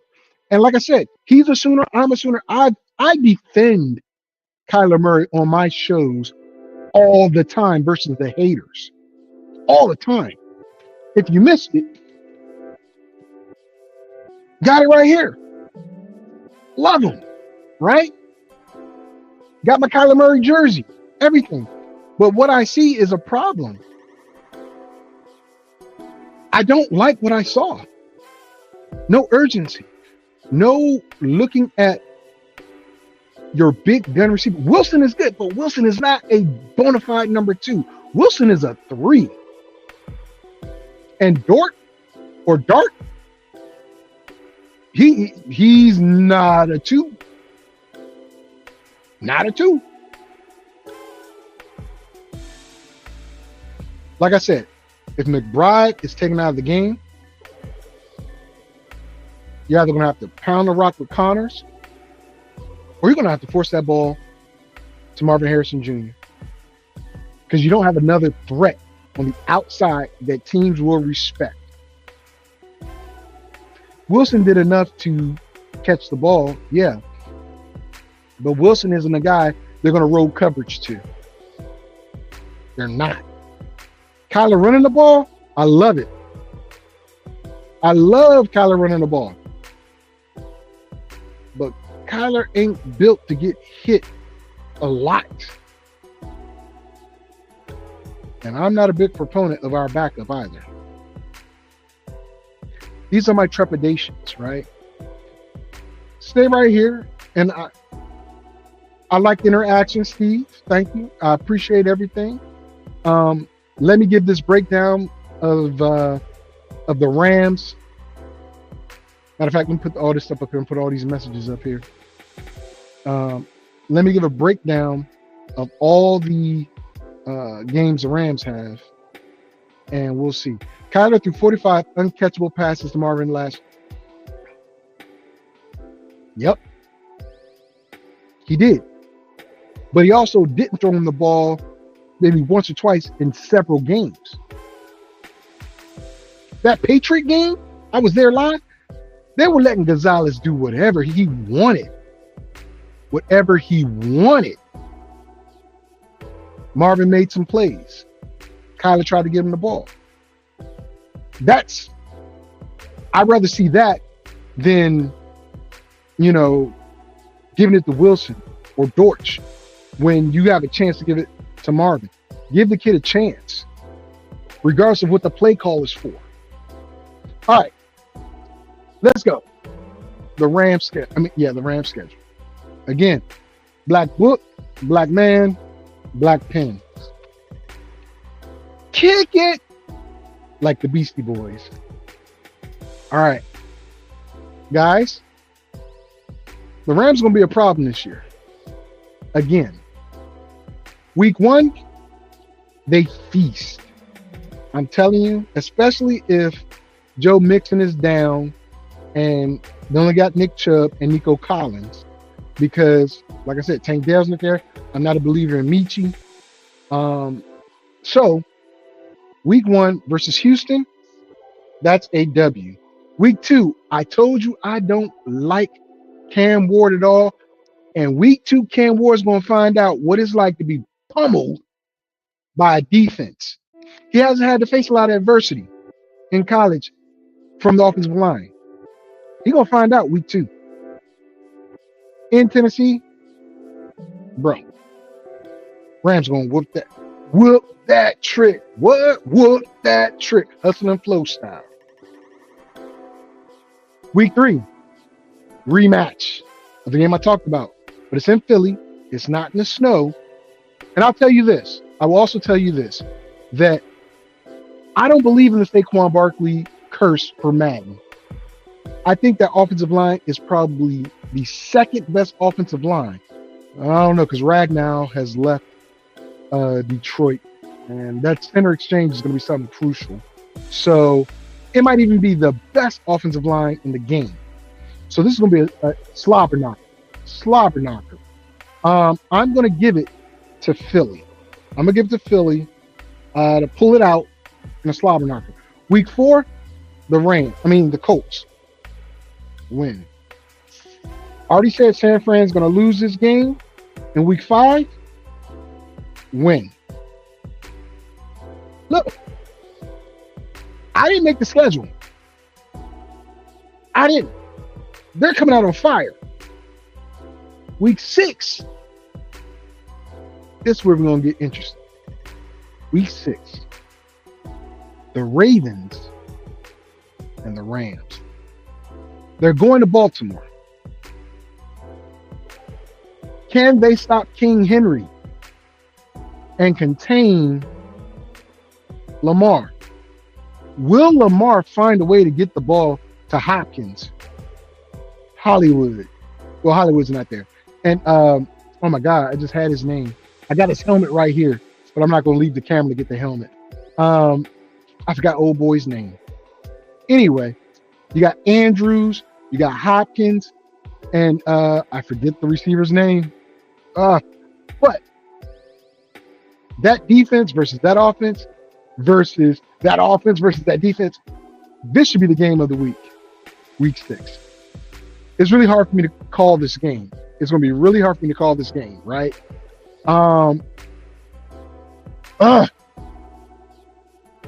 Coming off of a win on San Francisco, I'm gonna give them an L versus the Ravens. Give them an L. Don't wanna, but I think it's there. Then they play Jacksonville. They go to Jacksonville. Again, the defense carries this team, but the offense isn't far behind. I like Travis. Who you gonna put Travis on? Puka or Devontae? He gonna get cooked. Welcome to the NFL, Rook. But the Rams are just too high powered. Too high powered. They get the W. Week 8, again, a bye week in the middle of the season is not a bad thing. Fantasy wise, it's not a bad thing, right? Kyrie Williams, Puka Nacua, Adams, and Stafford. That's not bad for you. Just plan accordingly. With that being the case, you have them for your stretch run as long as they stay healthy. Because when they come back from week 9, it's like a cupcake. I'm not even kidding. New Orleans. W. Week 10, they play San Fran again. And I've already told you, I think San Fran is going to have some problems, right? But, ooh, let me see.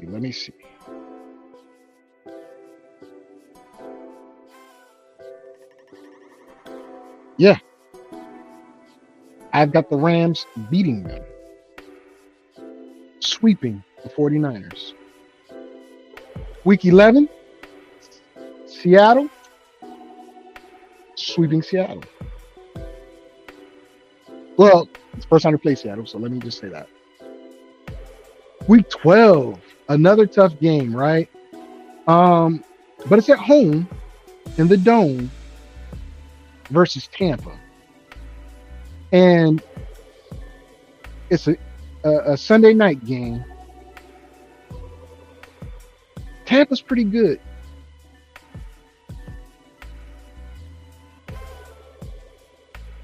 The difference here is Devontae cooking that offense like Cooper Kupp would cook it. Puka Nacua is going to do what he does. Kyrie Williams and Blake Corum are going to have to do what they need to do. That defense has got to get after Baker. Mike Evans and Godwin and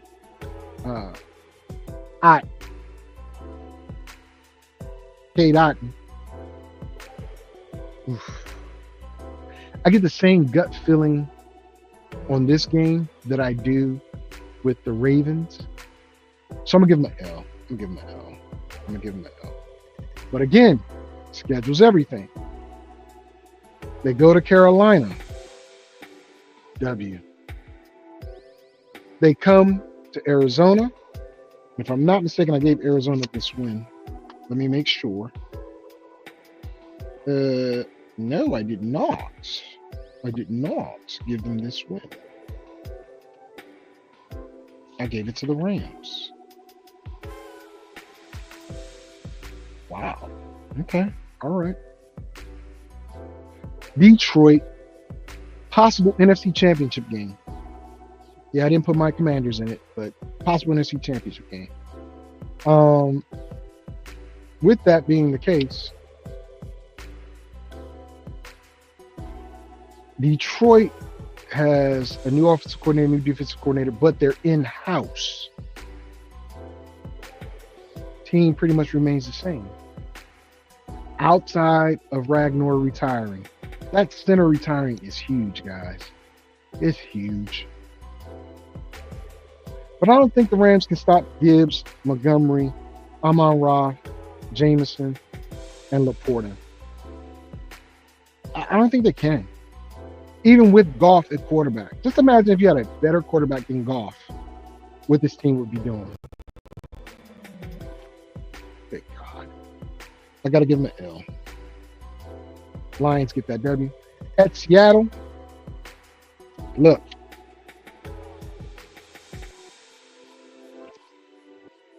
W.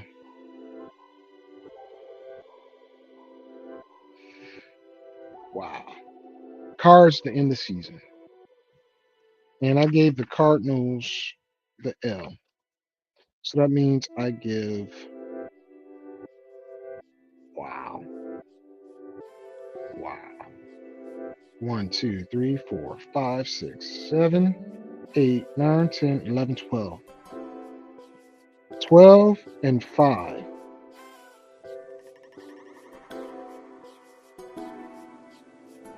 I missed the game. Oh, the Atlanta game.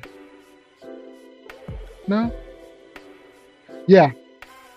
They lose the Atlanta game. Okay, there we go. I think Atlanta beats the Rams. I believe Atlanta beats the Rams. That gives them a 12 and 5 record, the number 3 seed or so in the NFC. And I honestly think I think they're built to make a serious run at the Super Bowl. I really do. All right, let me see it. I don't want to derail your preview, so answer at the end. What do you think Darius Robinson and BJ Ojulari will look like this season after essentially missing all of last season? Okay.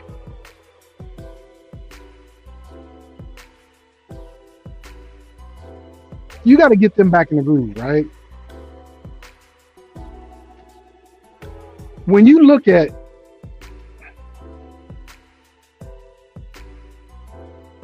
impact,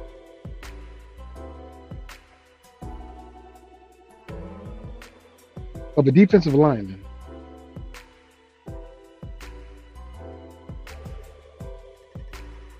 how will he work with Calais Campbell, the vet, right?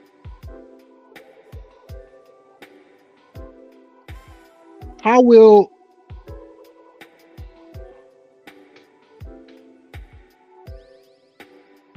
you integrate a 6'5", 295-pound player, right? That can be disruptive, but has to find his way.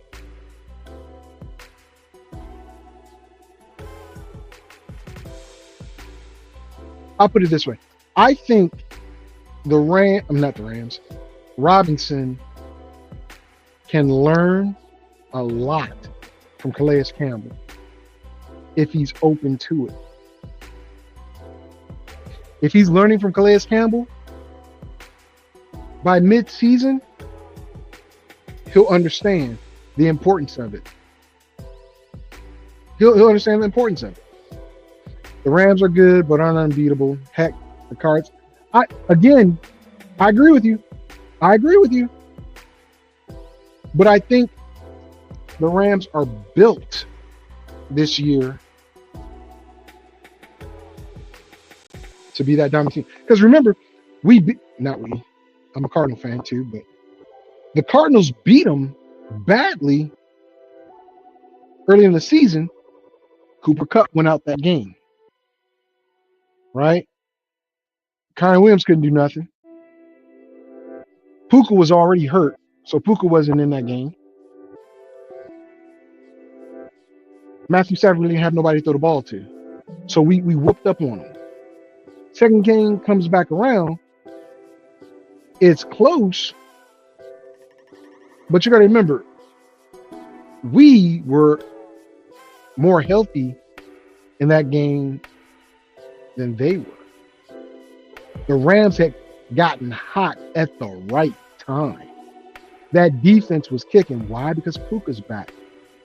Kupp is back. At the same time, too, right? So think about that. But answer your question. Ojulari and Rob, if they're learning, right, that could be massive. But again, we're talking about mid-season they're at the point of let's do it. See, here we go. It looks like Darius has been Calais' ear and on his hip all training camp and OTAs. And Calais has been super complimentary toward. This is what I'm telling you, man. This is what I'm telling you. It's a learning process. Calais is going to pass that torch to him, no doubt. I look at it like this, just like Jared Verse got the torch passed to him with I just saw his face. Darnold. It took him at least a half a season to become the leader of that defensive line, even though he really wasn't, because number 54 had more sacks and was, in my opinion, more impactful as a rookie, because both of them went up for defensive rookie of the year, right? But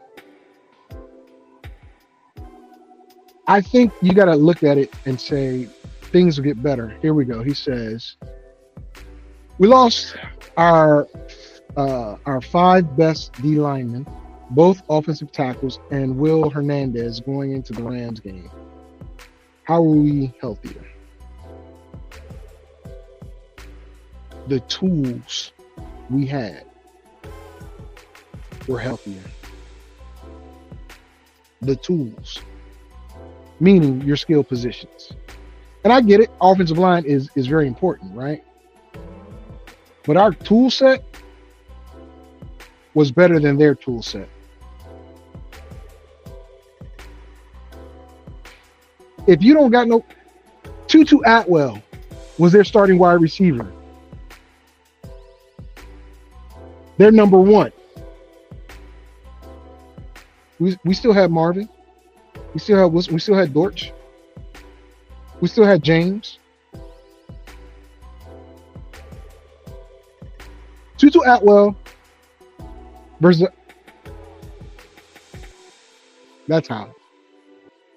Steve. I love it. I wish you would come on. I'm going to keep posting your comments and stuff like that. But that's why I think that we're there. Those aren't tools. Those aren't tools. O-linemen are the most skilled players on the field. Look, I'll put it this way. I'm an offensive line, defensive line guy. I feed them first. If I'm a coach, nobody gets in that child line before the O-line and defensive line. Period. Why? If the offensive line ain't doing their job, none of the skill positions going to do anything. Defensive line ain't doing their job. Cornerbacks ain't going to be able to cover forever. Linebackers are going to get picked up in the run game. So I agree with you there. But the offensive linemen aren't scoring unless it's a trick play. That's what I mean by those tools, right? Tutu Atwell is not a guy that you're going to feature as your number 1, but they had no choice but to do it. They were so down and so out. They were using 5th stringers and practice squad players. I'm not arguing against my argument. Let me put this stuff up so you guys can see. He says I'm arguing against my argument. I'm not. What I'm saying is the Rams had less tools to work with than we did. Yes, we shuffled our offensive line, but our offensive line was capable of taking care of business while Kyler got the ball to the players needed to get him to, because they're our starters.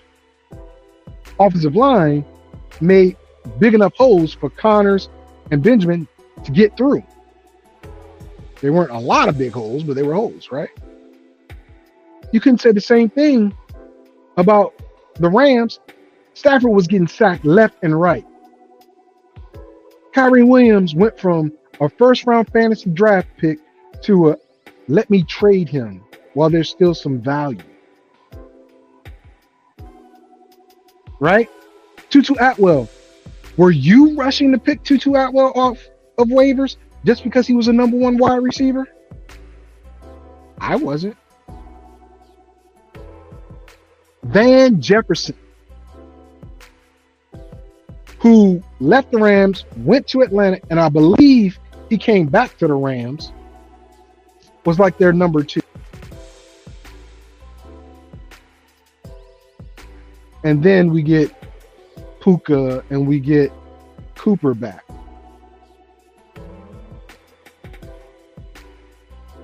Arizona still had margin, still had Wilson, still had Dortch, still had McBride, still had Kyler, still had Connor. I'm not a big Eno Benjamin guy, but good enough for government. You give Kyler or Matthew Stafford time, they get the ball against Jared Verse, Brandon Frisch, that's the guy's name. Frisch was the guy that I loved. I thought he actually outplayed Verse, but politics, whatever, right? They did a good enough job versus them so Kyler could get the ball out. Tools on the outside and the passing game and the run game were better than the Rams at those times. I'd argue this, and I love Buddha, and I love our secondary, but I argue if Cooper Kupp and Puka Nacua were healthy, do we beat them? Even in the first game? No. We don't. We absolutely don't. If you saw or recall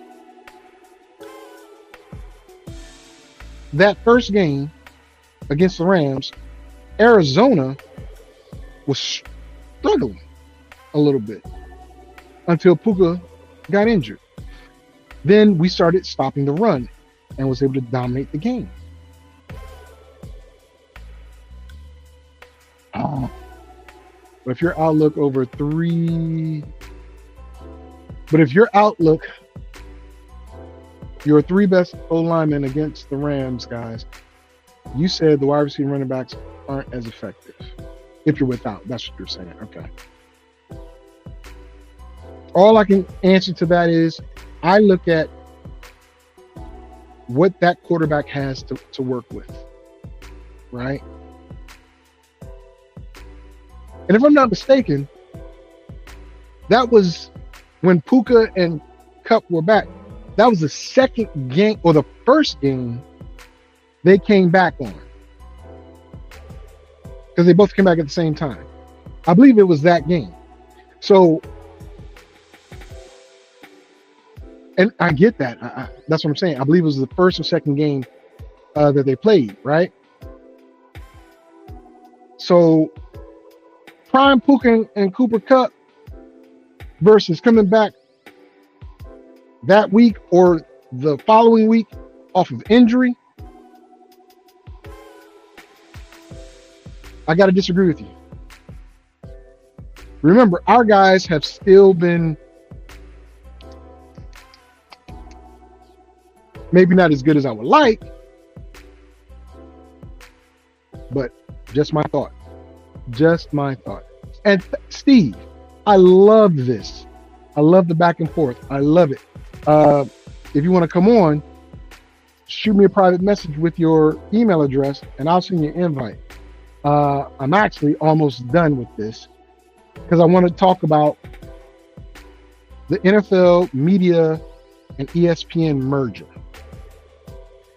But just to recap,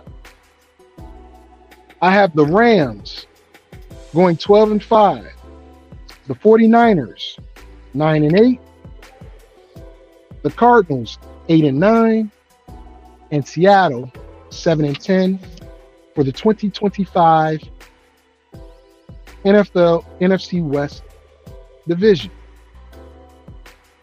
I might be wrong because I surprised myself on the records, I gave some of these guys.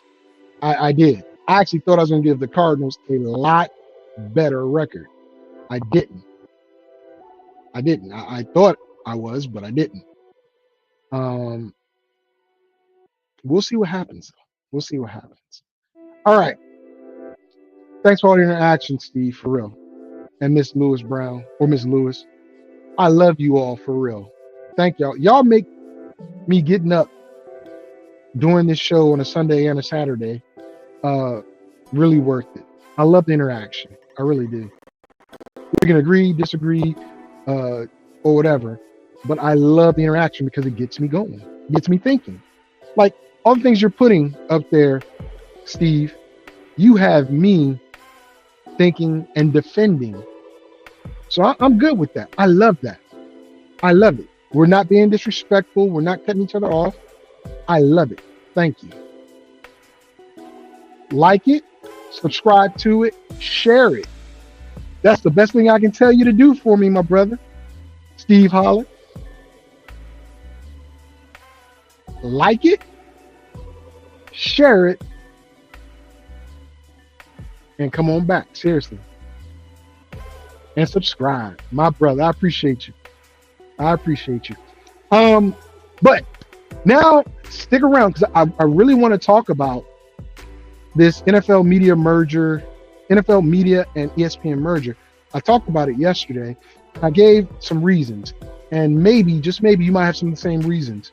Let me go to my list real quick, because what I said was some of my main reasons were I prefer the NFL game day atmosphere and breakdown than NFL countdown breakdown.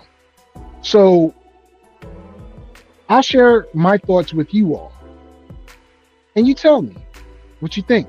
So some key differences between the two, because remember, they're not going to have both shows. Game day is either going away or NFL countdown's going away. You can't hold them both if you're ESPN. I'm a different type of football connoisseur, right? The style of NFL game day versus the style of ESPN countdown, NFL game day is casual, conversational. And as a communicator, a professional communicator, that's what we strive for. We strive to be casual and conversational with our audience. Whether you're reading, whether you're viewing, or you're listening, we want to get to your level. NFL Countdown is scripted and polished. It's not perfect, but they get in and out. You can't be yourself, so to speak. You can be yourself to an extent, but you can't be a Michael Irvin. Hi. Remember, when Michael Irvin was on NFL Countdown, they let him go for scandals, but they neutered him so much that when he got to NFL game day, he was like, I am free to express myself. Depending on what you like as a someone that consumes football and football information, fantasy or real world, I don't know what's for you. For me, NFL, game day. That's what I like. Analytics. Now look, I love Cynthia Freeland. I love the fact that everything that NFL Game Day does infuses fantasy to it. Every segment, not just a segment, every segment. And it's advanced. It gives you, the viewer, the numbers, the possibilities of what's going to happen. It's infused. Now, ESPN has bet ESPN and all that other stuff, so they give you some of the fantasy and some of the stuff like that. It's more balanced in the sense of, okay, some personality, some analytics. Here's the fact. That's it. No personality. None. My opinion. Advantage game day, right? Audience appeal. Here's the thing. I'm a hardcore fan. You might not be. I started long ago, never to walk in anyone's shadow. If I fail, if I succeed. Never mind, sorry. If you don't know where that came from, it's two places. Google both of them. Anyway, I want that player in-depth, coach in-depth analysis, breaking down the games, because that's my mindset as a coach. I want to see how that play is drawn up, why it works, why it doesn't work, how I can make it work. I love it. Hardcore fans, NFL Network.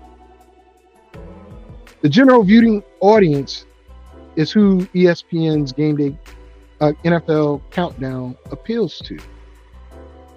It's a broader audience. Money-wise, perfect sense. Perfect sense. Because ESPN is going to advertise to more than just NFL or football fans. NFL Network does as well, but they don't have the programming that ESPN does. Right?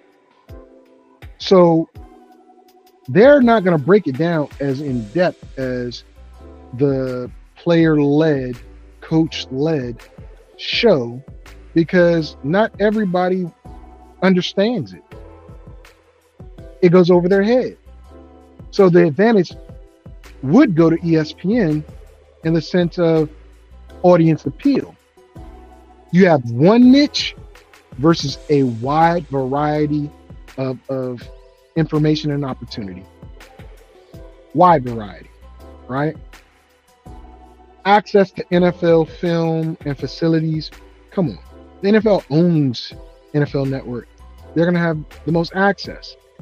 And with the NFL Network giving a 10% stake, or excuse me, ESPN giving the NFL Network or NFL a 10% stake in ESPN programming, to me, there's a conflict. But ESPN has access to NFL teams, but NFL Network, it's the owners.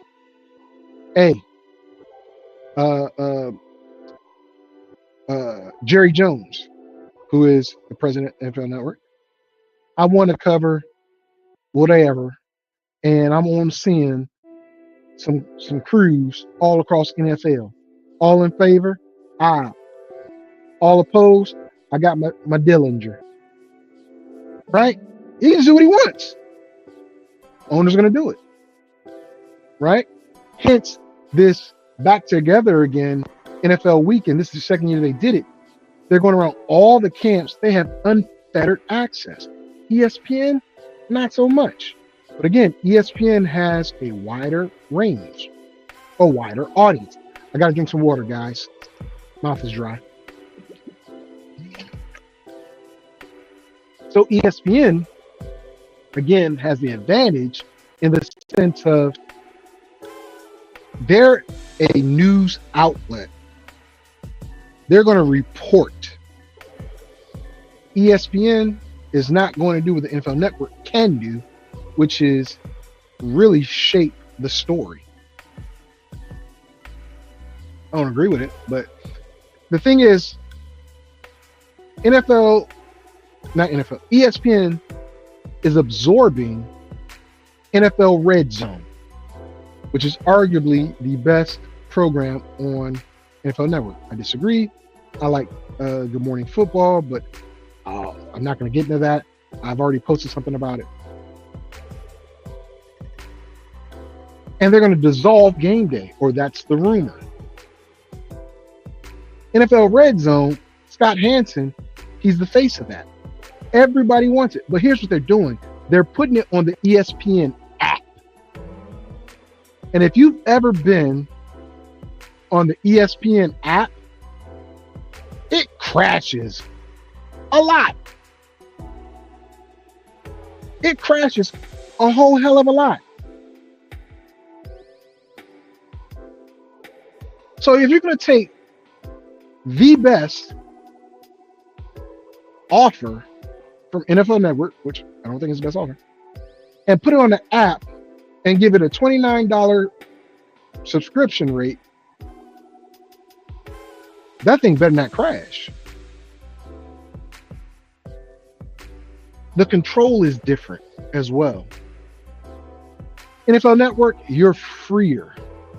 And I made the comparison yesterday of saying, if you take NFL Network and you do game day, because I broke it down, Rich Eisen over Mike Greenberg, and I like Greenberg. Mooch over Rex Ryan. Kurt over Ryan Clark. I put Spears over my guy and fellow Sooner, Gerald McCoy. Now, if it was still Michael Irvin, nah. That's TV gold. That is TV gold. Right? But that's how I would do it.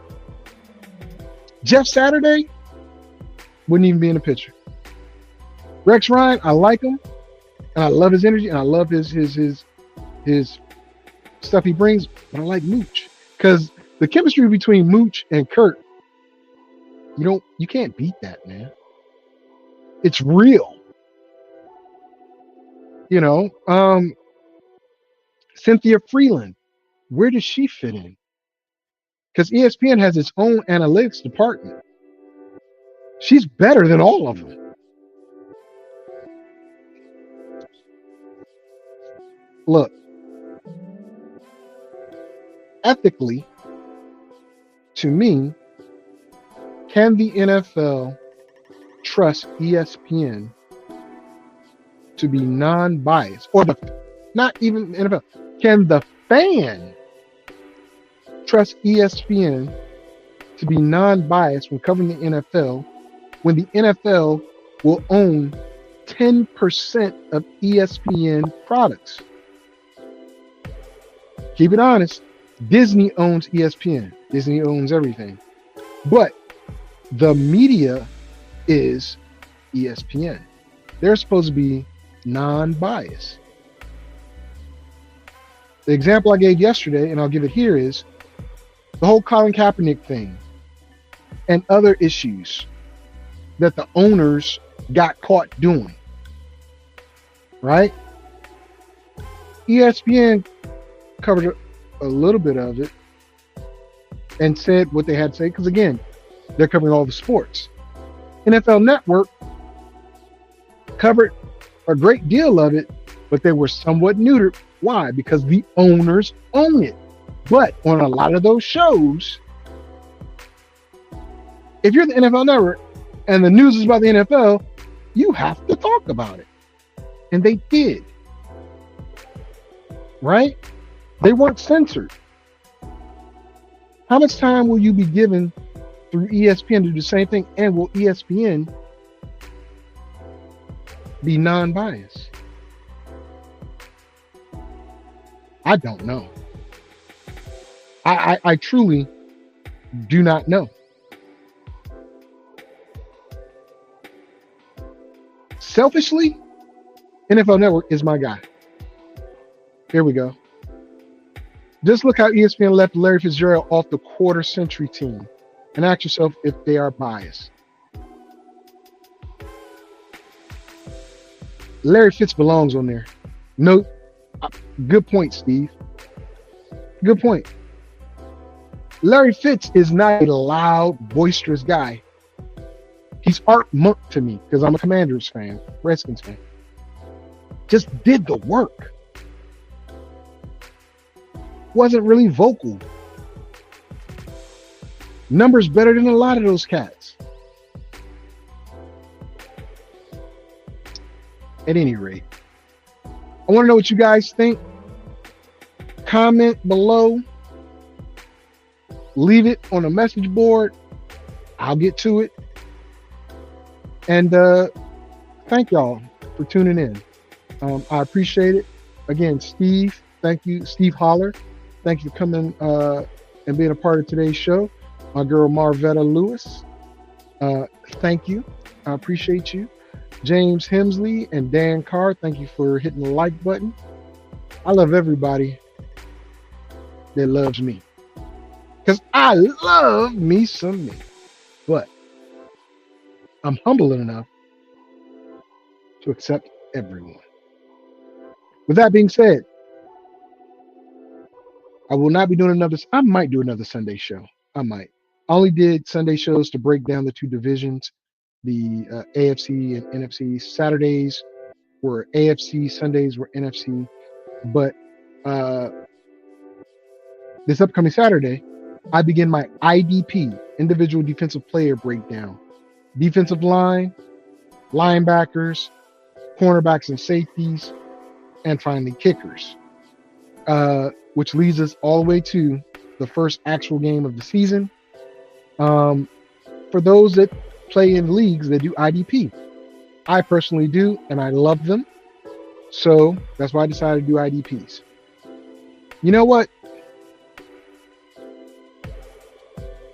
That's going to be Saturday shows. Sunday shows will be offensive players. And since Steve decided to say, well, Arizona was without three of their best offensive linemen, I'm going to go offensive lines, tight ends, wide receivers, running backs, quarterbacks on Sundays. So Saturdays are IDPs, Sundays will be offense. So that's what we're going to do. Exactly what we're going to do. All right. I appreciate your time and your interaction. I really, really do. Y'all keep me going. I really appreciate it. But with that being said, a brother's got to get out of here. Get something to eat. It's already 12 noon. I haven't eaten today. I'll see y'all in a little bit.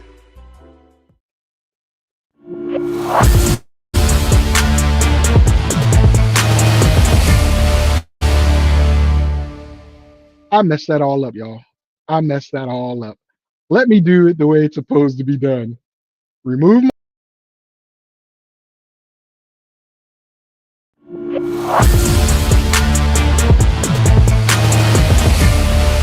Fantasy, sports, and politics. Get ready to rumble! You wanna talk smack? You in the right place. So take a step back before I get all up in your Remember, face. because I don't remember. I remember every bit of this. You're the dudes holding on the phone line. Your voice will be heard, sir. Next caller, please. Jerry's gonna get him. Fantasy, sports, and politics. Fantasy, sports, and politics. Fantasy, sports, and politics. Fantasy, sports, and politics. Listeners are asking questions about this week's games, not Jerry's personal beef. So what's your thought?